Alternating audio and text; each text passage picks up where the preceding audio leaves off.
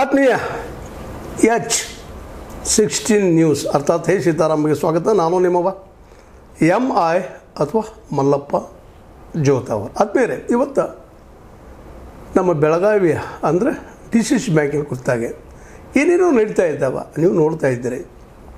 ಅದರಲ್ಲೂ ವಿಶೇಷವಾಗಿ ಇತ್ತೀಚೆಗೆ ಒಂದಿಷ್ಟು ಸುದ್ದಿಗಳು ಹರಡ್ತಾ ಇದ್ದಾವೆ. ಅದರಲ್ಲೂ ಮುಖ್ಯವಾಗಿ ನಮ್ಮ ರಾಜ್ಯಸಭಾ ಸದಸ್ಯರು, ಬೆಳಗಾವಿಯ ಜನರ ಆತ್ಮೀಯ ವ್ಯಕ್ತಿಗಳು, ನಮ್ಮ ಪ್ರೀತಿಯ ವ್ಯಕ್ತಿಯಾದಂಥ ನಮ್ಮ ಈರಣ್ಣ ಕಡಾಡಿ ಅವರು ಇವತ್ತು ಈ ಎಲ್ಲ ನೆಲೆಯಲ್ಲಿ BDCC ಬ್ಯಾಂಕಿನ ನೆಲೆಗಟ್ಟಿನಲ್ಲೇ ಅಲ್ಲಿ ನಡೀತಿರೋದು ಘಟನೆಗಳ ಬಗ್ಗೆ ಅವ್ರಿಗೂ ಒಂದು ಸ್ವಲ್ಪ ಏನೋ ಕಹಿ ಅನುಭವಗಳಾಗಿದ್ದಾವೆ, ಸ್ವಲ್ಪ ನೋವಿನ ಅನುಭವಗಳಾಗಿದ್ದಾವೆ. ಈ ದೇಶದಲ್ಲಿ ನಿಲ್ಲೋದಕ್ಕೂ ಆಸ್ಪದಿಲ್ಲೇನಪ್ಪ, ಸಹಕಾರ ರಂಗದಲ್ಲ, ಈ ರಾಜಕೀಯ ರಂಗದಲ್ಲಿ ಏನು ನಡೀತಾ ಇದೆ ಎಲ್ಲ ಗೊಂದಲಗಳು, ಇಲ್ಲೆಲ್ಲ ದಾದಾಗಿರಿನ ಅಥವಾ ಮತ್ತೇನ ದುಡ್ಡಿನ ಬರೋಣ. ನಮ್ಗೆ ಯಾಕಪ್ಪ ಇದು? ಒಬ್ಬ ರಾಜ್ಯಸಭಾ ಸದಸ್ಯ ಇದ್ದುಕೊಂಡು ಒಂದು BDCC ಬ್ಯಾಂಕಿನ ಡೆಲಿಗೇಟ್ ಫಾರ್ಮ್ ಇದ್ದು ಒಬ್ಬ ನಮ್ಮಿಂದ ಈ ನಿಲ್ಲು ಹಕ್ಕನ್ನು ಕಸ್ಕೊಳ್ತಾರಪ್ಪ ಅಂದರೆ ಏನು ಇನ್ನೂ ನೋವು ಅವ್ರಿಗೆ. ಆ ನೆಲೆಯಲ್ಲಿ ಒಂದೆರಡು ಮಾತು ಅವ್ರು ಮಾತಾಡಿಸ್ಬೇಕು ಅನಿಸ್ತು ನನಗೆ. ಸರ್, ಅದೇನು ಆ್ಯಕ್ಚುಲಿ ಕಷ್ಟೇ ತಾವು ದಯವಿಟ್ಟು ನಮ್ಮ ವೀಕ್ಷಕರಿಗೆ ಹೇಳ್ಬೇಕು ವಿನಂತಿ. ಇಲ್ಲ, ಒಂದು DCC ಬ್ಯಾಂಕು ಸುಮಾರು 15 ತಾಲೂಕುಗಳನ್ನು ಹೊಂದಿರತಕ್ಕಂಥ ಮತದಾರ ಕ್ಷೇತ್ರ ಇದೆ. ಪ್ರತಿ ತಾಲೂಕಿನಿಂದ ಪ್ರಾಥಮಿಕ ಕೃಷಿ ಪತ್ತಿನ ಸಹಕಾರಿ ಸಂಘಗಳಿಂದ ಒಬ್ಬ ಪ್ರತಿನಿಧಿಯನ್ನು DCC ಬ್ಯಾಂಕಿಗೆ ಕಳಿಸ್ತಾರೆ. ಅದಕ್ಕೂ ಪೂರ್ವ ಪ್ರತಿ ಪ್ರಾಥಮಿಕ ಕೃಷಿ ಪತ್ತಿನ ಸಂಘಗಳು ಗ್ರಾಮಾಂತರ ಪ್ರದೇಶದಲ್ಲಿ 12 ಜನ ಏನು ನಿರ್ದೇಶಕರಿದ್ದಾರೆ ಅವರೆಲ್ಲ ಸೇರಿ ಒಬ್ಬ ಡೆಲಿಗೇಟನ್ನು ಮತದಾನ ಮಾಡಲಿಕ್ಕೆ ಆಯ್ಕೆ ಮಾಡಬೇಕಾಗ್ತದೆ. ಅದು ಪ್ರೊಸೆಸ್ ಇರುವಂಥದ್ದು. ಅದು ಕಳೆದ 100 ವರ್ಷದ ಇತಿಹಾಸ ಇದೆ DCC ಬ್ಯಾಂಕಿಗೆ. ಇಲ್ಲಿವರೆಗೂ ಯಾವುದೇ ಕಾರಣಕ್ಕೂ ಅಲ್ಲಿ ಯಾವುದೇ ಗೊಂದಲ ಆಗ್ತಾ ಇರಲಿಲ್ಲ. ಕಾರಣ ಅಂದರೆ ಅದು ರೈತ ಪರವಾದಂಥ ಸಂಸ್ಥೆ, ಹೀಗಾಗಿ ಅಲ್ಲಿ ಯಾವುದೇ ತೊಂದರೆ ಆಗ್ತಾ ಇರಲಿಲ್ಲ. ಇತ್ತೀಚೆಗೆ ಅಲ್ಲಿ ಉದ್ಯಮಿಗಳು ಕಂಡುಬಿದ್ದದ. ಭಾಳಷ್ಟು ದೊಡ್ಡ ದೊಡ್ಡ ಶುಗರ್ ಇಂಡಸ್ಟ್ರಿ ಮಾಲಕರೆಲ್ಲ DCC ಬ್ಯಾಂಕ್ನಾಗ ಇದ್ದರೆ ನಮ್ಗೆ ಲೋನ್ ಸಿಗ್ತದೆ, ಆ ಲೋನ್ ತೊಗೊಂಡು ನಾವು ಹೆಂಗೆ ಬೇಕಾದಂಗೆ ಫ್ಯಾಕ್ಟ್ರಿ ರೈತರ ದುಡ್ಡನ್ನು ತೊಗೊಂಡು ನಾವು ಬೇಕಾದ್ರೆ ಮಾಡ್ಬೋದು ಅನ್ನೋದು ದೃಷ್ಟಿಕೋನದಿಂದ ಸ್ವಲ್ಪ ಇತ್ತೀಚೆಗೆ ಎಲ್ಲ ಜಿಲ್ಲೆಗಳಲ್ಲಿ ಆ ಥರದ ಚಟುವಟಿಕೆಗಳು ನಡೀತಾ ಇದ್ದಾವೆ. ಅದರಲ್ಲೂ ಈ ವರ್ಷ ಭಾಳ ದೊಡ್ಡ ಪ್ರಮಾಣದಲ್ಲಿ ಅದು ನಡೀತು. ಹೀಗಾಗಿ ಅಲ್ಲಿ ಗೆದ್ದು ಬರ್ತಕ್ಕಂಥವ್ರು ಅಲ್ಲಿ ಯಾರು ಡೆಲಿಗೇಟ್ ಆಗಿ ಬರ್ತಾರೆ, ಆ ಡೆಲಿಗೇಟ್ ಆಗಿ ಬಂದ ನಂತರ ಮತಪತ್ರ ಹೊರಗೆ ಬರ್ತದೆ, ಮತದಾರರ ಪತ್ರ ಅಂದರೆ ಮತದಾರರ ಚೀಟ್. ಆವಾಗ ಅವರು ಚುನಾವಣಾ ಪ್ರಚಾರಕ್ಕೆ ಹೋಗ್ಬೇಕಾಗ್ತದೆ. ಯಾರಿಗೆ ಮತದಾನ ಹಕ್ಕದ ಅವ್ರಿಗೆ ಹೋಗಿ ನಾವು ವಿನಂತಿ ಮಾಡಬೇಕು. ಹೌದು. ಅಂದರೆ ಏನಾಯಿತು, ಯಾರಿಗೆ ಮತದಾನ ಹಕ್ಕು ಕೊಡಿಸ್ಬೇಕು ಅನ್ನುವಂಥದ್ದೇ ಪ್ರಾರಂಭ ಆಯಿತು. ಪ್ರಾರಂಭದಲ್ಲಿ ಅಂದರೆ PKPSಗಳ 12 ಜನ ನಿರ್ದೇಶಕರ ಸಭೆ ಕರೆದು ಅವ್ರಿಗೆ ಆಶೆ ಆಮಿಷಗಳನ್ನು ಒಡ್ಡಿ ಅವರು ಡೆಲಿಗೇಷನ್ ಫಾರ್ಮನ್ನು ಒಂದು ಕಡೆ ದುಡ್ಡಿಂದು ಭಾಳಷ್ಟು ನಡೆದವಲ್ಲ. ನಿಮ್ಮ ಪತ್ರಿಕೆ ಒಳಗೂ ನೀವು ಎಲ್ಲರೂ ವರದಿ ಮಾಡಿದ್ದೀರಿ ಅದ್ರ ಬಗ್ಗೆ. ಮತ್ತು ನಾನು ಯಾಕೆ ವಿಶೇಷವಾಗಿ ಹೇಳಬೇಕು? ಹೀಗಾಗಿ ಅಲ್ಲಿ ಆ ಡೆಲಿಗೇಷನ್ ಫಾರ್ಮ್ಗಳನ್ನು ಸಂಗ್ರಹ ಮಾಡುವಂಥ ಪ್ರಕ್ರಿಯೆ ನಡೀತು. ಅದಾದಮೇಲೆ ಯಾರು ಓಟ್ ಹಾಕ್ಬೇಕನ್ನುವಂಥದ್ದನ್ನು ಕೂಡ ನಿರ್ಣಯ ಅವರೇ ಮಾಡುವಂಥದ್ದು ನಿರ್ಣಯ ಆಯಿತು. ಯಾರು ಮಾಡಬೇಕು, ರೈತಲ್ಲ, ನೀವು PKPS ಡೈರೆಕ್ಟರ್ಗಳು ನಿರ್ಣಯ ಮಾಡಬೇಕು ಯಾರು ಓಟ್ ಹಾಕ್ಬೇಕಂತೇಳಿ. ಒಬ್ಬರೇ ವ್ಯಕ್ತಿ ಅವನ್ನೆಲ್ಲ ಸಂಗ್ರಹ ಮಾಡಿ ನಾನು ಹೇಳಿದವ್ರ ಹೆಸರು ಬರೀರಿ, ಸಿಕ್ಕ ಹಾಕ್ರಿ ಅಂತಂದ್ರೆ ಇದು ಪ್ರಜಾಪ್ರಭುತ್ವ ವ್ಯವಸ್ಥೆಯನ್ನು ಹತ್ತಿಕ್ಕತಕ್ಕಂಥ ಒಂದು ಪ್ರಾರಂಭದಲ್ಲಿ ನಡೀತು. ಇದೆಲ್ಲದರ ಮಧ್ಯೆ ನಾವು ಕೂಡ DCC ಬ್ಯಾಂಕಿಗೆ ಸ್ಪರ್ಧೆ ಮಾಡಬೇಕಂತೇಳಿ ಭಾಳ ಜನ ಒತ್ತಾಯ ಮಾಡಿದರು. ನಾನು ಹೇಳಿದೆ, ಕಳೆದ ಬಾರಿ ನಾವು ಸ್ಪರ್ಧೆ ಮಾಡಿದ್ದೀವಿ, ಈ ಸಲ ನನಗೆ ಬೇರೆ ಬೇರೆ ಕೆಲಸದ ಒತ್ತಡದಾಗ ಅದ್ರಾಗ ಸಮಯ ಕೊಡೋಕ್ಕಾಗಿಲ್ಲ, ಹೀಗಾಗಿ ನೀವು ಯಾರಾದರೂ ಸ್ಪರ್ಧೆ ಮಾಡಿರಿ ಅಂತ ಹೇಳಿದ್ವಿ. ಯಾರೂ ಸ್ಪರ್ಧೆ ಮಾಡೋಕ್ಕೆ ಅವಕಾಶ ಇಲ್ಲ, ನಿಮ್ದು ಒಬ್ಬರದೇ ಉಳಿದ ಅವಕಾಶ ಇಲ್ಲ ಅಂದರೆ ಏನು ಅವಕಾಶ ಇಲ್ಲದಂಗೆ ಮಾಡಿ ಡೆಲಿಗೇಷನ್ ಪತ್ರಗಳನ್ನು ಇನ್ನೊಬ್ಬರ ಹತ್ರ ನೀವು ಕೊಟ್ಟ ಮೇಲೆ ನೀವು ನಾಮಿನೇಷನ್ ಮಾಡೋಕ್ಕಾಗೋದಿಲ್ಲ. ಅವ್ರು ಕಿತ್ಕೊಂಡು ಹೋದ್ರು ಸರ್. ಅದು ಏನಂದ್ರೆ ನೀವು ಒಂದು ಸಲ ಸಭೆ ಕರೆದು ಈ ಥರ ಅದ ಅಂಥೇಳಿ ಅಲ್ಲಿ ಒಂದು ಕಡೆ ರೆಕಾರ್ಡ್ ಆಗ್ತದೆ. ಚುನಾವಣಾ ಇವ್ರ ಹತ್ರ ಡೆಲಿಗೇಷನ್ ಫಾರ್ಮ್ ವಿತರಣೆ ಮಾಡೋರು ರೆಕಾರ್ಡ್ ಮಾಡ್ತಾರೆ. ಈ ಕಡೆ ಪಕ್ಕದ ಕೋಲಿ ಒಳಗೆ ಅದನ್ನು ಸಂಗ್ರಹ ಮಾಡ್ಕೋತಾರೆ, ಕಸ್ಕೊಂಡ್ಬಿಡ್ತಾರೆ. ಹೀಗಾಗಿ ಜನ ಪಾಪ ಏನು ಮಾಡ್ತಾರೆ ಅಂದ್ರೆ ಎಲ್ಲ ಬಾಳೆ ಒಂದು ಮಂದಿ ನಮ್ಮದು ಯಾಕೆ ಬೇಕು ಬಿಡಪ್ಪ ಎಲ್ಲಿ ಉಸಾಬರಿ ಅಂತೇಳಿ ಕೊಟ್ಟೋಗ್ಬಿಡ್ತಾರೆ. ಹೀಗಾಗಿ ಕೊಟ್ಟಿದ್ರು, ಉಳಿದಿದ್ದು ನಂದೊಂದೇ ಉಳಿದಿತ್ತು. ನೀವು ಸ್ಪರ್ಧೆ ಮಾಡಿರಿ ಅಂತಂದು ಹೇಳಿದರು. ನಾನು ಸ್ಪರ್ಧೆ ಮಾಡ್ಬೇಕಂದ್ರೆ ಸೂಚಕರೆಲ್ಲ ಬೇಕಾಗ್ತದೆ. ನಾನು ಭಾಳಷ್ಟು ಜನ ಇವ್ರನ್ನ ಕೇಳಿದೆ, ಇಲ್ಲ ನಾವು ಅನಿವಾರ್ಯ ಕೊಟ್ಟಿದ್ದೀವಿ, ನಾವು ಓಟ್ ಹಾಕ್ತೀವಿ, ಇದು ಗುಪ್ತ ಮತದಾನದ, ನೀವು ಕಂಟೆಸ್ಟ್ ಮಾಡಿರಂದಾಗ ನಾವು ಒಬ್ಬರದು ಕೇಳಿದ್ವಿ, ಅವರು ನಮ್ಮ ಕಡೆ ಇಲ್ಲ ಅಂದರು. ನಾನು DC ರಿಕ್ವೆಸ್ಟ್ ಮಾಡಿದೆ, DC ಅವರು ಕೊಡಕ್ಕೆ ಬರೋದಿಲ್ಲ ಅಂತ ಹಿಂಬರ ಕೊಟ್ಟರು. ಅದನ್ನು ಕೋರ್ಟಿಗೆ ಹೋಗಿ ನಾವು ಹೈಕೋರ್ಟ್ನಿಂದ ಅವರಿಗೆ ಅವ್ರ ಹಕ್ಕದು ವೋಟಿಂಗ್ ಮಾಡುವಂಥದ್ದು ಮತ್ತು ಸೂಚಕ ಆಗುವಂಥದ್ದು ಮತ್ತು ಸ್ಪರ್ಧೆ ಮಾಡುವಂಥದ್ದು ಅವ್ರಿಗೆ ಕೊಡಬೇಕಂತೇಳಿ ಕೋರ್ಟ್ ಆದೇಶ ಮಾಡಿದ ನಂತರ ಅದರ ಡೂಪ್ಲಿಕೇಟ್ ಪ್ರತಿ ತೊಗೋಬೇಕು ನಾಳೆ ಬೆಳಗ್ಗೆ ಹೋಗಿ ಅಂದಾಗ ಇವತ್ತು ರಾತ್ರಿನಂತೆ ನಮ್ಮ ಅಭ್ಯರ್ಥಿಯನ್ನು ಅಪಹರಣ ಮಾಡಿ ಇನ್ನೊಬ್ಬರು ನಿಲ್ಲದಂತೆ ಅಂದರೆ ಪ್ರಜಾಪ್ರಭುತ್ವ ವ್ಯವಸ್ಥೆ ಸ್ಪರ್ಧೆ ಅಲ್ಲಿ ಮಾಡದಂತೆ ವ್ಯವಸ್ಥೆ ಮಾಡಿ ಎಲ್ಲರೂ ಬೇಕಾದ್ರೆ ನಾವೇ ಸ್ಟ್ರಾಂಗ್ ಅದು ಅನ್ನೋಂಥ ತೋರಿಸ್ಕೊಡುವಂಥ ವ್ಯವಸ್ಥೆ ಆಯಿತು. ಹೀಗಾಗಿ ನಾವು ಸ್ಪರ್ಧೆ ಮಾಡಲಿಕ್ಕೆ ತೊಂದರೆ ಆಯಿತು. ಅದೇ ಘಟನೆ ನಾನು ನಿನ್ನೆ ಕೂಡ ಹೇಳಿದ್ದೀನಿ, ಇವತ್ತು ಕೂಡ ತಮ್ಮೆದುರಿಗೆ ಪ್ರಸ್ತಾಪ ಮಾಡ್ತಾ ಇದ್ದೆ. ಇದು ಈ ರೀತಿ ಒಂದು ಸಣ್ಣ ಪ್ರಶ್ನೆ ಇಲ್ಲಿ ಬರ್ತದೆ ಸರ್. ಈ DCC ಬ್ಯಾಂಕಿನ ವಿಷಯದಲ್ಲಿ ಒಂದು ಮುಖ್ಯ ಪ್ರಶ್ನೆ ಏನಪ್ಪ ಅಂತಂದರೆ, ಉಳಿದ ಕಡೆ ಎಲ್ಲ ಪಾರ್ಟಿಗಳ ನೆಲೆಗಟ್ಟಿನೆಲ್ಲ ಇಲೆಕ್ಷನ್ ನಡೆದು ನಾವು ನೋಡ್ತಾ ಇರ್ತೀವಿ. ಇಲ್ಲಿ ಪಾರ್ಟಿ ಇಲ್ಲ, ಮತ್ತೊಂದಿಲ್ಲ, ಏನೂ ಇಲ್ಲ, ಸಹಕಾರ ತತ್ವದ ಹೆಸರಿನಿಲ್ಲ. ಈ ಒಂದು ಇಡೀ ವ್ಯವಸ್ಥೆಯನ್ನು ತಮ್ಮ ಯಾವ ರೀತಿ ಬೇಗ ರೀತಿ ಆಟ ಆಡ್ಕೊಂಡು ಅದು ಇಲ್ಲಿ ನೋಡ್ತಾ ಇದ್ದೀವಿ ನಾವು. ಅದು ಉಳಿದ ಕಡೆ ಎಲ್ಲೂ ಕಾಣ್ತಾ ಇಲ್ಲ. ಇದಕ್ಕೇನಂತ ಅನ್ಸುತ್ತೆ ತಾವು?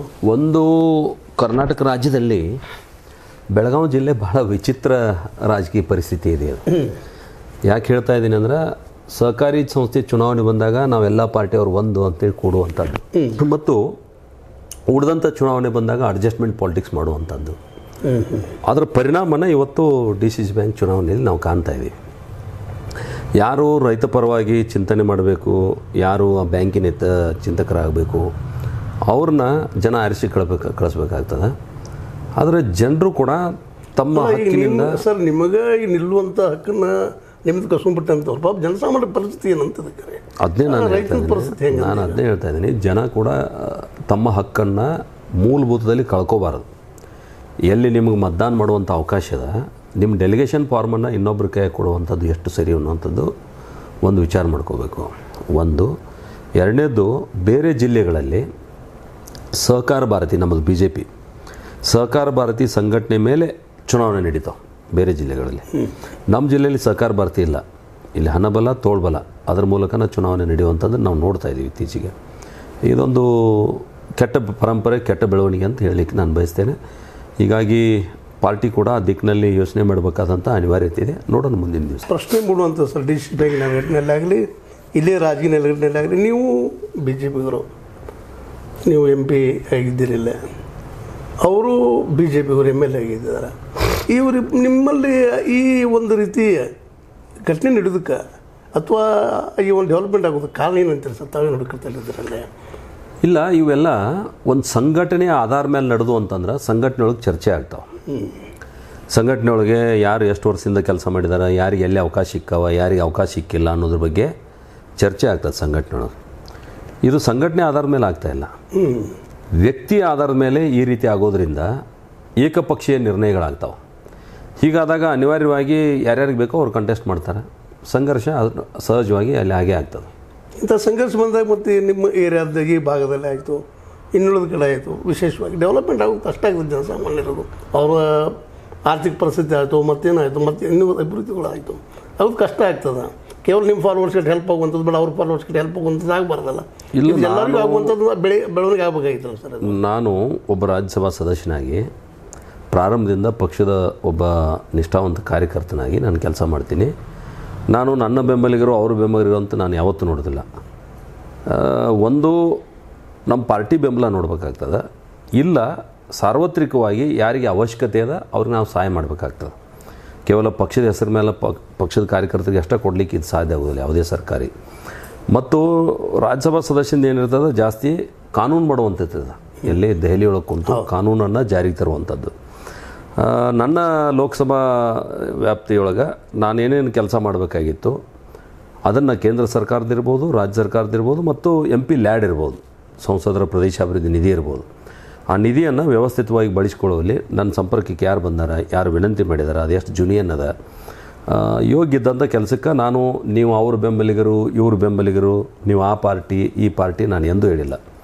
ಮ್ಯಾಕ್ಸಿಮಮ್ ಫಂಡನ್ನು ಸಾರ್ವತ್ರಿಕ ಉಪಯೋಗ ಆಗುವಂಥದ್ದಕ್ಕೆ ನಾನು ಕೊಟ್ಟಿದ್ದೀನಿ, ವ್ಯಕ್ತಿಶಃ ಉಪಯೋಗ ಆಗೋದಕ್ಕೆ ನಾನು ಕೊಟ್ಟಿಲ್ಲ. ಎಲ್ಲಿ ಸಾರ್ವಜನಿಕರ ಸಹಭಾಗಿತ್ವ ಇರ್ತದೆ ಅಲ್ಲಿ ಆ ಫಂಡ್ ಯುಟಿಲೈಸ್ ಆದರೆ ಹೆಚ್ಚು ಅನುಕೂಲ ಆಗ್ತದೆ ಅಂತೇಳಿ ಆ ರೀತಿ ಯೋಚನೆ ಮಾಡಿ ನಾನು ಫಂಡನ್ನು ಒಂದು ಸದ್ವಿನಿಯೋಗ ಮಾಡಿದ್ದೀನಿ ಅಂತೇಳಿ ನಾನು ಹೇಳ್ತೀನಿ. ಅಲ್ಲೂ ಕೂಡ ನನಗೆ ಸಾಕಷ್ಟು ತೊಂದರೆಗಳಾಗಿದ್ದಾವೆ, ಆದರೆ ಅದನ್ನೆಲ್ಲ ಮೀರಿ ಮುಂದೆ ಹೋಗ್ತಕ್ಕಂಥ ಪ್ರಯತ್ನವನ್ನು ನಾನು ಮಾಡ್ತಾಯಿದ್ದೆ. ಇನ್ನೊಂದು ಪ್ರಶ್ನೆ ಸರ್, ಈ DCC ಬ್ಯಾಂಕಿನ ದುಡ್ಡು ಹೇಳಿದ್ರು ಇಂಡಸ್ಟ್ರಿಯಲಿಸ್ಟು ಬರ್ತಾ ಇದ್ದಾರೆ, ಶುಗರ್ ಲಾಬಿ ಜನ ಬರ್ತಾ ಇದ್ದಾರೆ ಅಂತೇಳಿ, ಆ ದುಡ್ಡು ಈಗಾಗಲೇ ಕೆಲವೊಂದಿಷ್ಟು ನಾವು ಹಿಂದೆ ನೋಡಿದ್ದೀವಿ, ನಿಮಗೂ ಅನುಭವ ಬಂದಂಥ ಮಾತಾಗಿದೆ. ರೈತರ ದುಡ್ಡನ್ನು ಈ ಶುಗರ್ ಫ್ಯಾಕ್ಟ್ರಿಗಳಿಗೆ ಅಥವಾ ಡೆವಲಪ್ಮೆಂಟ್ ಸಲುವಾಗಿ ದುಡ್ಡನ್ನು ಹಂಚಿ ನಂತರ ದುಡ್ಡು ರಿಟರ್ನ್ ಆಗದೆ ಲಾಸ್ ಆಗೋಂಥವು ಸಹಿತ ಸಾಕಷ್ಟು ನಾವು ನೋಡಿದ್ದೀವಿ. ಹಿಂಗಾದ್ರೆ ನಾಳೆ ಈ ರೈತಿಗೆ ಇದರಿಂದ ಹೊಡೆದು ಬಿಡೋದಿಲ್ಲ ನಮ್ಮ ರೈತಿಗೆ ಮುಂದಿನ ಫ್ಯೂಚರ್ದಲ್ಲಿ ಅವರ ಡೆವಲಪ್ಮೆಂಟ್ ಸಲುವಾಗಿ. ಅಲ್ಲಿ ನಂದು ಅದೇ ಆಗ್ರಹ ಅದ.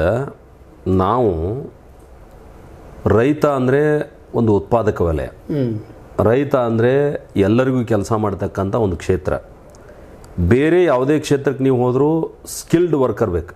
ಅಂದರೆ ನೀವು ಕಂಪ್ಯೂಟರ್ ಬೇಕಂದ್ರೆ ಕಂಪ್ಯೂಟರ್ ಕಲ್ತಾ ಹೋಗ್ಬೇಕು ಅವನು, ಅಥವಾ ಒಬ್ಬ ಕಾರ್ಕುನ ಆಗ್ಬೇಕಂದ್ರೆ ಕನಿಷ್ಠ ಅವ್ನಿಗೆ ಯಾವುದಾದ್ರೂ ಒಂದು ಡಿಗ್ರಿ ವಿದ್ಯಾರ್ಥಿ ಇರಬೇಕಾಗ್ತದೆ. ಅನ್ಸ್ಕಿಲ್ಡ್ ಲೇಬರ್ ಎಲ್ಲರೂ ಜಾಸ್ತಿ ಉಪಯೋಗ ಆಗ್ತಿದ್ರೆ ಅದು ಕೃಷಿ ಕ್ಷೇತ್ರದಲ್ಲಿ ಮಾತ್ರ. ಮತ್ತು ಮ್ಯಾಕ್ಸಿಮಮ್ ಜನರಿಗೆ ಉದ್ಯೋಗ ಕೊಡ್ತಕ್ಕಂಥ ಕ್ಷೇತ್ರ ಯಾವುದಿದ್ರೆ ಅದು ಕೃಷಿ ಕ್ಷೇತ್ರ. ಹೀಗಾಗಿ ಕೃಷಿ ಕ್ಷೇತ್ರಕ್ಕೇ ಹೆಚ್ಚು ಆದ್ಯತೆ ಕೊಡಬೇಕನ್ನೋದು ನಂದು ಪ್ರಾರಂಭದಿಂದ. ನಾನು ಒಬ್ಬ ಕೃಷಿ ಕುಟುಂಬದಿಂದ ಬಂದವರಿರೋದ್ರಿಂದ ನಾನು ಆಗ್ರಹ ಮಾಡ್ತೀನಿ. ಹೀಗಾಗಿ ನಾನು ನಮ್ಮ ರೈತರ ಸ್ಕೇಲ್ ಆಫ್ ಫೈನಾನ್ಸ್ ಏನಿದೆ ಪರ್ ಎಕರ್ ಅದನ್ನು ಜಾಸ್ತಿ ಮಾಡಿ ಅಲ್ಲಿ ಹೆಚ್ಚು ದುಡ್ಡು ವಿನಿಯೋಗ ಮಾಡ್ಬೇಕನ್ನೋದು ನಮ್ಮ ಆಗ್ರಹ ಅದ. ಆದರೆ ಇವ್ರೇನು ಮಾಡ್ತಾರೆ, ಬ್ಯಾಂಕ್ ಫಾಯ್ದೆ ಒಳಗೆ ಬರಬೇಕನ್ನುವಂಥ ಕಾರಣದಿಂದ ಇಂಡಸ್ಟ್ರಿಯಲಿಸ್ಟ್ಗಳಿಗೆ ಕೊಡ್ತಾರೆ. ದುರಂತ ಏನಾಗ್ತದಂದ್ರೆ, ಈಗ ನಮ್ಮ ತಾಲೂಕಿಂದ ಹೇಳ್ತೇನೆ ನಾನು, ಬೇರೆ ಯಾರು ಉದಾಹರಣೆ ಕೊಡಬೇಡ್ದು. ಘಟಪ್ರಭಾ ಸಹಕಾರಿ ಸಕ್ಕರೆ ಕಾರ್ಖಾನೆ ಒಂದು ಸಲ DCC ಬ್ಯಾಂಕ್ನಿಂದ ಲೋನ್ ತೊಗೊಂಡು ಇವತ್ತಿನ ತನಕ ವಾಪಸ್ ಮಾಡಲಾರದೆ 100 ಕೋಟಿ ರೂಪಾಯಿ ಬಾಕಿ ಉಳ್ತದೆ. ಆದರೆ ರೈತರು ಪ್ರಾಮಾಣಿಕವಾಗಿ ತಮ್ಮ ಬೆಳೆ ಸಾಲವನ್ನು ತುಂಬಿ ತೆಗೆಯುವಂಥ ಕೆಲಸ ಮಾಡ್ತಾರೆ. ಮತ್ತು ರೈತರಿಗೆ ಸರ್ಕಾರ ಶೂನ್ಯ ಬಂಡವಾಳದಲ್ಲಿ, ಶೂನ್ಯ ಬಡ್ಡಿ ದರದಲ್ಲಿ ಸಾಲವನ್ನು ಕೊಡ್ತದೆ. ಹೀಗಾಗಿ ರೈತನ ಅವಶ್ಯಕತೆಗೆ ಅನುಕೂಲ ಆಗುವಂಥ ನಿಟ್ಟಿನೊಳಗೆ ನಾವು ಜಾಸ್ತಿ ಸ್ಕೇಲ್ ಆಫ್ ಫೈನಾನ್ಸ್ ಅವ್ರಿಗೆ ಕೊಟ್ಟರೆ ಅದು ಹೆಚ್ಚು ಉತ್ಪಾದಕ ವಲಯ ಕೊಟ್ಟಂಗೆ ಆಗ್ತದೆ, ರೈತರ ಬದುಕು ಕೂಡ ಒಳ್ಳೆಯದಾಗ್ತದೆ ಅಂತ ನನ್ನ ಆಗ್ರಹ ಅದ. ಹೀಗಾಗಿ ನಮ್ಮ ಆಗ್ರಹಕ್ಕೆ ಜಾಸ್ತಿ ಬೆಂಬಲನೂ ಸಿಗಬೇಕಾಗ್ತದಲ್ಲ ಜನರದ್ದು. ಜನರನ್ನು ಈಗ ರೈತರಿಂದ ಆಯಿತು ಅಥವಾ ಈಗ ಶುಗರ್ ಮುಖ್ಯ ರೈತರದನ, ಯಾಕಂದರೆ ಅದು ಇರೋದು ರೈತರ ಸಲುವಾಗಿರುವಂಥದ್ದು, ರೈತರ ಡೆವಲಪ್ಮೆಂಟ್ ಸಲುವಾಗಿರುವಂಥದ್ದು. ಈ ಶುಗರ್ ಫ್ಯಾಕ್ಟ್ರಿ ಕೊಡೋದ್ರಿಂದಾಗಿ ಅಲ್ಲಿ ಸಾಕಷ್ಟು ಕೊರತೆ ಆಗಿ ಈಗೇನೋ ಒಂದಿಷ್ಟು ಲಾಭದಲ್ಲಿ ಅದು DCC ಬ್ಯಾಂಕ್ ನಿಮ್ಮದು ವಿಶೇಷವಾಗಿ ಉಳಿದ ಎಲ್ಲ ಬ್ಯಾಂಕ್ಗಳು ಕರ್ನಾಟಕದಲ್ಲಿ ಲಾಸನ್ನು ತೋರಿಸುವಂಥದ್ದು ನಾವು ನೋಡಿದ್ವಿ. ಅಂದರೆ ಇಲ್ಲಿ ಒಂದು 5-6 ಸಾವಿರ, ಒಂದು 7,000 ಕೋಟಿ ರೂಪಾಯಿ ಕೂಡಿದ ಈ ದುಡ್ಡು ನಾಳೆ ಇಂಥ ಒಂದು ಶುಗರ್ ಲಾಬಿಗೆ ಹೋಗಿ ದುಡ್ಡು ಸಿಕ್ಕೊಂಡು ನಾಳೆ ಲಾಸ್ ಆಗುವಂಥ ಪ್ರಸಂಗ ಬರ್ತಂದ್ರೆ ಈಗೇನೋ ನೀವು ನಿಮ್ಮನ್ನು ದೂರ ಸರಿಸಿದ್ರು, ನೀವು ಬಂದರೆ ಅಡ್ಡ ಬರ್ತೀರಿ ಮಾಡ್ತೀರಿ ಅಂತೇಳಿ ಅಂಥ ಪ್ರಸಂಗ ಬಂದಾಗ ಬರುವ ಸಾಧ್ಯತೆ ಹೆಚ್ಚಿದ್ದಾವೆ. ಅದಕ್ಕೆ ನೀವು ಈ ಪರಿಹಾರ ರೂಪದಲ್ಲಿ ಏನಾದರೂ ವಿಚಾರ ಮಾಡುವಂಥ ಚಿಂತನೆ ಮಾಡುವಂಥ ವಿಚಾರ ಮಾಡಿದ್ದಾರೆ ಸರ್? ಅದು ಇಲ್ಲ, ನಾನು ಅದಕ್ಕೆ ನಿನ್ನೆ ಕೂಡ ನಮ್ಮ ಸ್ನೇಹಿತರಾದಂಥ ಬಸವರಾಜ್ ಕುರಿಯವರು ದ್ರಾವಿಡ ಭಾರತ ವಾಹಿನಿಯೊಳಗೆ ಕೇಳಿದರು. ನಾನು ಶೇರ್ ಹೋಲ್ಡ್ರಿಗೆ, ಅಂದರೆ ಯಾರು DCC ಬ್ಯಾಂಕಿನ ಶೇರ್ ಹೋಲ್ಡರ್ ಅಂದ್ರೆ ನಮ್ಮ PKPS ಸಂಸ್ಥೆಗಳು, ಅರ್ಬನ್ ಸಂಸ್ಥೆಗಳು, ಅರ್ಬನ್ ಸೊಸೈಟಿಗಳು, ಡೈರಿ ಸೊಸೈಟಿಗಳು, ನಮ್ಮೆಲ್ಲರಿಗೂ ಅಡಾವಿ ಪತ್ರಿಕೆಗಳು ಬರ್ತಾವೆ. ಅಡಾವಿ ಪತ್ರಿಕೆಗಳನ್ನು ಒಂದು ಸಲ ನೋಡ್ಬೇಕು ನಾವೆಲ್ಲ. ಅದ್ರದ್ದು ಏನು ಸಾಧಕ ಬಾಧಕ, ಅಂದ್ರೆ ಎಷ್ಟು ಪ್ರಾಫಿಟ್ ಮಾಡಿದಾರೆ, ಎಷ್ಟು ವರ್ಕಿಂಗ್ ಕ್ಯಾಪಿಟಲ್ ಅದ, ಪ್ರತಿ ವರ್ಷಕ್ಕಿಂತ ಏನು ಡಿಫ್ರೆನ್ಸ್ ಅದ, ವರ್ಕಿಂಗ್ ಕ್ಯಾಪಿಟಲ್ ಏನಾದರೂ ಕಡಿಮೆ ಆಗಿದೆಯೇನೋ, ಲಾಭ ಕಡಿಮೆ ಆಗಿದೆಯೇನೋ, ಖರ್ಚುಗಳು ಜಾಸ್ತಿ ಆಗಿದ್ದಾವೇನೋ, ಇಂಥ ಒಂದು ಕೆಲವೊಂದಿಷ್ಟಾದರೂ ಅಂಶಗಳನ್ನು ಚರ್ಚೆ ಮಾಡಿ ನಾವು ಜನರಲ್ ಬಾಡಿಯೊಳಗೆ ಭಾಗವಹಿಸೋ ಮುಖಾಂತರ ನಾವು ಪ್ರಶ್ನೆ ಮಾಡ್ಬೋದು. ಏನು ತಪ್ಪಿಲ್ಲ, ನಾವು ಹೊರಗಡೆ ಇದ್ದರೆ ಪ್ರಶ್ನೆ ಮಾಡಬಾರ್ದಂತಿಲ್ಲ. ನಾವು ಪತ್ರ ವ್ಯವಹಾರ ಕೂಡ ಮಾಡ್ಬೋದು. ಮಾಡಿ ಅದನ್ನು ಸರಿದಾರಿ ತರುವಂಥ ಪ್ರಯತ್ನವನ್ನು ಕೂಡ ಸಾರ್ವಜನಿಕರು ಮಾಡಬೇಕಾದಂಥ ಅಗತ್ಯ ಇದೆ. ಅದನ್ನು ಮಾಡೋಣ ಮುಂದಿನ ದಿವಸದಲ್ಲಿ. ಹೇಗೆ ಬಂದರೆ ಅದು ಈಗ ನೀವು ಏನು ಒಂದು ರೈತರ ದುಡ್ಡು ಕೊಡಿದೆ ಅಲ್ಲಿ ಇಂಥ ಒಂದು ಮಾರ್ಕೆಟ್ ಓರಿಯೆಂಟೆಡ್ ಜನ ಬಂದು ಲಾಸನ್ನು ಮಾಡ್ಕೊಂಡು ಹೋಗಿಬಿಟ್ರೆ ನಾಳೆ ಬ್ಯಾಂಕಿನ ಡೆವಲಪ್ಮೆಂಟ್ ಆಯಿತು, ರೈತರ ಡೆವಲಪ್ಮೆಂಟ್ ಆಯಿತು, ಕೊರತೆ ಬೀಳ್ತದೆ ಒಂದು ಸಾಮಾನ್ಯ. ಇಲ್ಲ, ಗೆದ್ದವರೆಲ್ಲ ಅದೇ ರೀತಿ ಇರ್ತಾರಂತ ಹೇಳೋದಿಲ್ಲ ನಾನು. ಆ ಸಂಖ್ಯೆ ಜಾಸ್ತಿ ಆಯ್ತು ನೋಡಿದ್ರೆ, ಆ ಸಂಖ್ಯೆ ಜಾಸ್ತಿ ಆಯ್ತಾರೆ, ಜಾಸ್ತಿ ಆಗ್ಲಿಕ್ಕತ್ತದ್ರಿ ಅದು.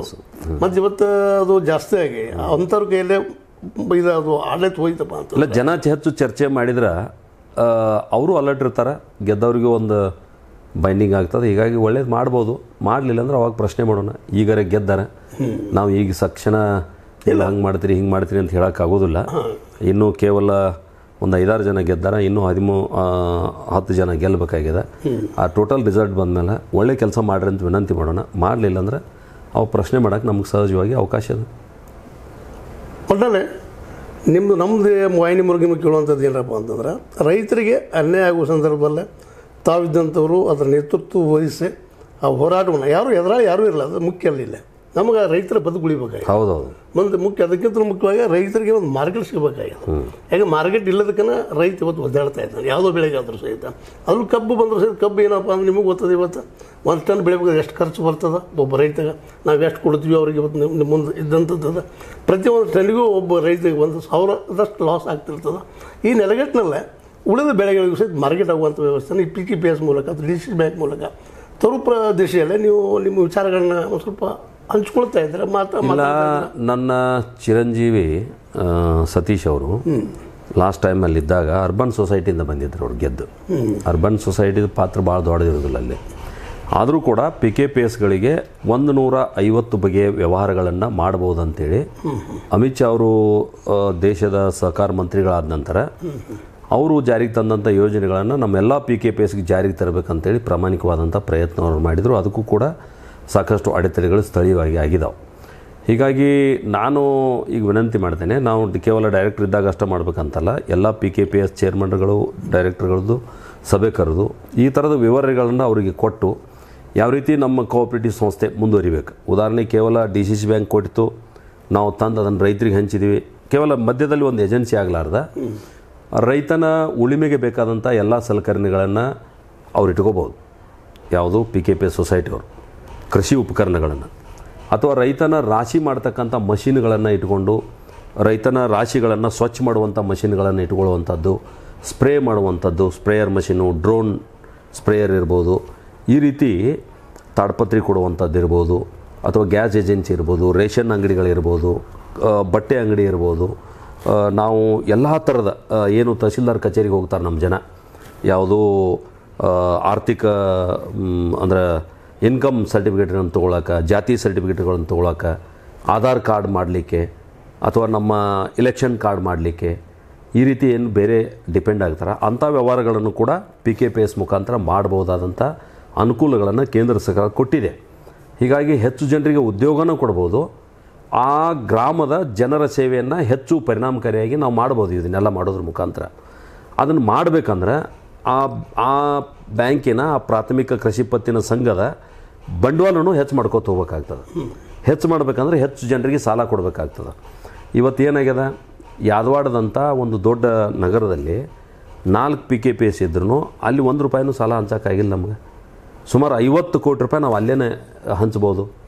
2020ರಲ್ಲಿ ನಮ್ಮ ಚಿರಂಜೀವಿ ಡೈರೆಕ್ಟರ್ ಆದಂಥ ಸಂದರ್ಭ ಕೇವಲ 175 ಕೋಟಿ ರೂಪಾಯಿ ಮಾತ್ರ ಇತ್ತು.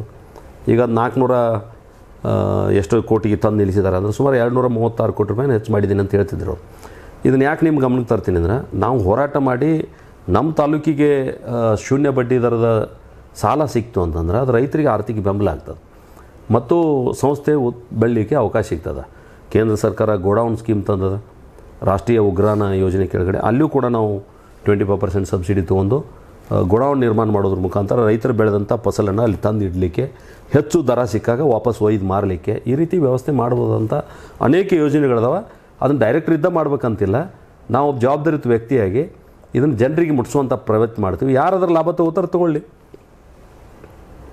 ಅಂದರೆ ಈ ಒಂದು ಮಾತನ್ನು ಕೇಳಬೇಕಂತ ಮಾಡಿದ್ರೆ ಉತ್ತರ ಕೊಟ್ಬಿಟ್ರೆ ಅದಕ್ಕೆ. ಯಾಕೆಂದರೆ ಪ್ರತಿಯೊಂದು PKPS ಗೋಡೌನ್ ಇದ್ಕೊಂಡು ರೈತ ಬೆಳೆದ ಬೆಳೆಯಲ್ಲಿ ಇಡುವುದಕ್ಕೆ ಅವಕಾಶ ಸಿಕ್ಕ ಮಾರೋದಕ್ಕೆ ಅನುಕೂಲ ಆಯ್ತಪ್ಪ ಅಂತಂದ್ರೆ ಲಾಭ ಆಗೇ ಆಗ್ತದೆ. ಮತ್ತು ನಮ್ಮಲ್ಲಿ ಅಂದ್ರೆ ಬೆಳೆಯಪ್ಪ ಅಂದ್ರೆ ಒಂದೇ ತಿಳ್ಕೊಂಡ್ಬಿಡಿ ಕಬ್ಬು ಅಂತೇಳಿ. ಬಟ್ ಅನೇಕ 23 ಥರದ ಬೆಳೆಗಳು ನಮ್ಮಲ್ಲಿದ್ದಾವೆ. ಅವುಗಳಿಗೆಲ್ಲ ಮಾರ್ಕೆಟ್ ಆಗಬೇಕಾಗಿದ್ರೆ ಗೋಡೌನ್ಗೆ ಭಾಳ ಇಂಪಾರ್ಟೆಂಟ್. ಯಾಕೆ ಪ್ರತಿ ಬಡ ರೈತನ ಮನೆ ತನ್ನ ದನಗಳನ್ನು ತಾನಾಗಿ ಇಟ್ಕೊಳ್ಳೋದಕ್ಕೆ ಸಾಕಾಗೋದಿಲ್ಲ, ಬೆಳೆ ಬಂದಾಗ ಇಡೋಕ್ಕೆ ಜಾಗ ಇರೋದಿಲ್ಲ. ಆ ದಿಶೆಯಲ್ಲಿ ಆದರೆ ಪ್ರತಿ ಗ್ರಾಮ ಪಂಚಾಯತಿ ಒಂದು ಅದರಿಂದ ಭಾಳ ಉತ್ತಮ ಆಗ್ತದೆ. ಆ ದಿಶೆಯಲ್ಲಿ ತಾವು ಇನ್ನೂ ಚಿಂತನೆ ಮಾಡಿರಿ ಅಂತ ಹೇಳ್ತಾ, ಜೊತೆಗೆ ಈ ಡಿಕ್ಕಿನ ಇದ್ರದ್ದು ರಿಸಲ್ಟ್ ಏನಾಗ್ತದೆ ನೋಡೋಣ. ನಾವು ಬಂದು ಅದರ ನಂತರ ಮತ್ತೊಮ್ಮೆ ತಮಗೆ ಭೇಟಿಯಾಗಿ ಮುಂದೆ ಏನು ಮಾಡಬೇಕಾಗಿದೆ ಏನಿಲ್ಲ ಅನ್ನೋದ್ರ ಬಗ್ಗೆ ಚರ್ಚೆ ಮಾಡೋಣ ಅಂತ ಹೇಳ್ತಾ, ಆದಮೇಲೆ ಇಲ್ಲಿವರೆಗೆ ನಮ್ಮ ಪ್ರೀತಿಯ ರಾಜ್ಯಸಭಾ ಸದಸ್ಯರು ಈರಣ್ಣ ಕಡಾಡಿಯವರು ಅವ್ರಿಗೆ ಯಾವ ರೀತಿಯಾಗಿ ಈ ಸಲ DCCಯಲ್ಲಿ ಎಂಟರ್ ಆಗೋದು ನೋಡಿಕೊಂಡ್ರು ಅವರ ಪ್ರೀತಿಯ ವ್ಯಕ್ತಿಗಳು ಅನ್ನೋದು ನಮ್ಮ ಮುಂದೆ ಬಿಳಿಸಿಟ್ಟಿದ್ದಾರೆ. ಅದನ್ನೇ ಇರಲಿ, ಅವರು ನಿರಂತರವಾಗಿ ಇಲ್ಲಿ ರೈತರ ಪರವಾಗಿ ಇಲ್ಲಿ ಜನರ ಪರವಾಗಿ ಹೋರಾಟ ಮಾಡ್ತಾ ಇರಲಿ, ಅವ್ರು ನ್ಯಾಯ ಒದಗಿಸ್ಕೊಡ್ತಾ ಇರಲಿ ಅಂತ ಹೇಳ್ತಾ ನಮ್ಮೊಂದಿಗೆ ಇಲ್ಲಿವರೆಗೆ ಮಾತಾಡಿದರು, ತಮ್ಮ ವಿಚಾರ ಹೇಳಿದರು.